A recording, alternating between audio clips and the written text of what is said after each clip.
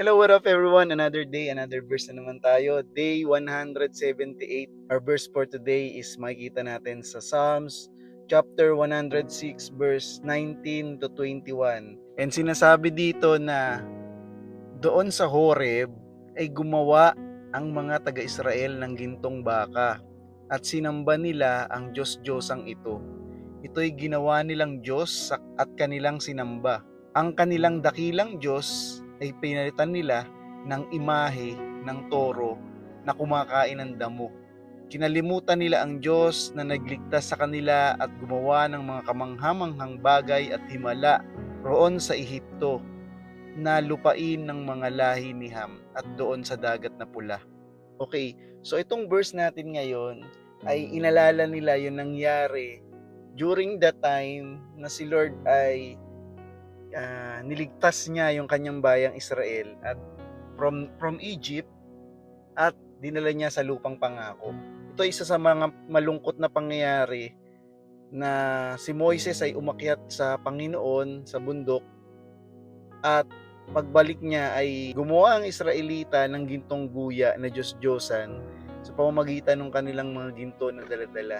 Hindi kasi nila alam kung ano yung nangyari na kay Moses dahil ang tagal nga ni Moses bumalik. At sobrang tindi ng pag-iintay nila, naisipan nila na gumawa na lang ng Diyos at dineclare nila na ito yung Diyos na nagligtas sa kanila sa Ehipto.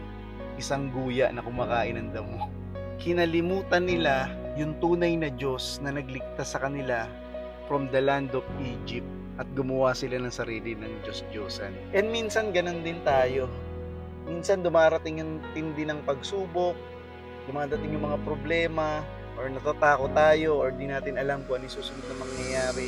Inaantay natin yung pagkilos ng Diyos sa buhay natin. And sometimes, sa sobrang tagal ng paghahantay natin, ang ginagawa na lang natin ay inaasa na lang natin na magtiwala sa ibang bagay or sa ibang tao. Even sa sarili nating kakayanan. Mas inilalagay natin yung pagtitiwala natin sa mga kayamanan, sa ibang tao, di ba, na makakatulong sa atin. Dahil sa sobrang tagal ng panahon ng pag-aantay natin sa gagawin ng Panginoon, nakakalimutan natin na napakarami ng ginawa ng Diyos na pagliligtas sa bawat isa sa atin. Sa isang iglap, mas ginugusto natin na magtiwala na lang minsan sa sarili nating kakayanan, sariling diskarte ko na to, Lord. Ayaw ko nang antayin yung pagkilos mo. Hindi na natin naiisip na ang Diyos ay tapat at ang Diyos ay mabuti. Pinapaalala sa atin ng verse na to na lagi nating iisipin at huwag nating kakalimutan ang ginagawa ng Diyos sa buhay natin. Ang bawat pag-ibig at katapatan niya sa buhay natin, sa bawat ginawa niyang himala sa buhay natin, huwag natin yung kakalimutan. Kapag iniisip natin, mga kapatid, yung ginawang katapatan ng Diyos sa buhay natin, kung bakit buhay pa rin tayo ngayon, di ba? At kapag naiisip natin yun, dun tayo nananatiling tapat sa Kanya. Dahil alam natin, through faith, naniniwala tayo na ang Diyos ay may gagawin at may mangyayaring maganda. Huwag nating kalimutan ang Diyos na nagligtas sa atin, na ang Diyos ay may magandang plano sa atin. Sabi nga sa Bible, di ba? Magtiwala tayo sa Panginoon ng ating buong puso. Trust in the Lord with all of our hearts and do not lean on our own understanding. In all our ways, acknowledge Him and He will direct our path. Magtiwala tayo sa Panginoon at huwag tayong umasa sa sarili nating kakayanan.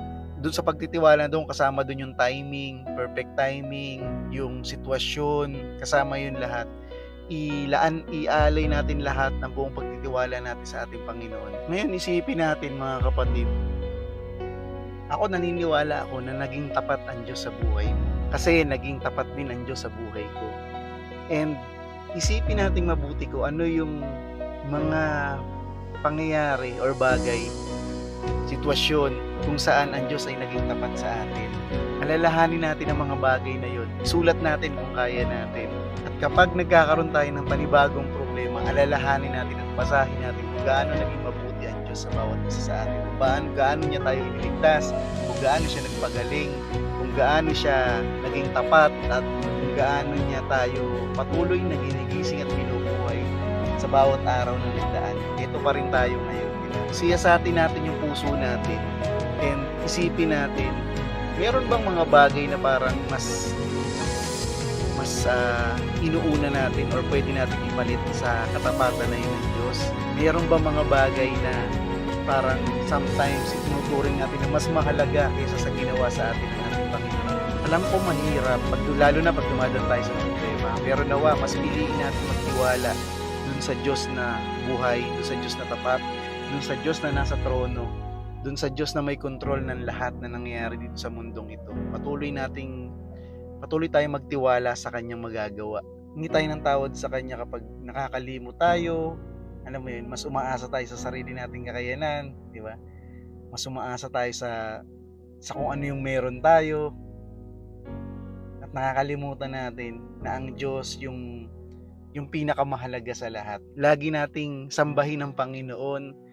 Lagi nating alalahanin yung katapatan niya sa ating buhay. Huwag na tayong gumaya sa mga Israelita. Huwag tayong umasa sa mga Diyos-Diyosan. Diba? Walang makakapalit dun sa greatness ng Panginoon. Siya yung pinakadakila sa lahat.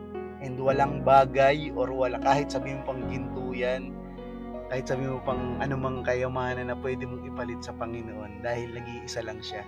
Kaya gawin natin siyang number 1 lagi sa ating buhay.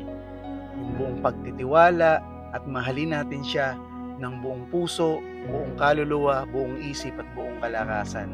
So God bless everyone, and nawa ay patuloy nating palaganapin ang salita ng Panginoon dito sa mundong ito.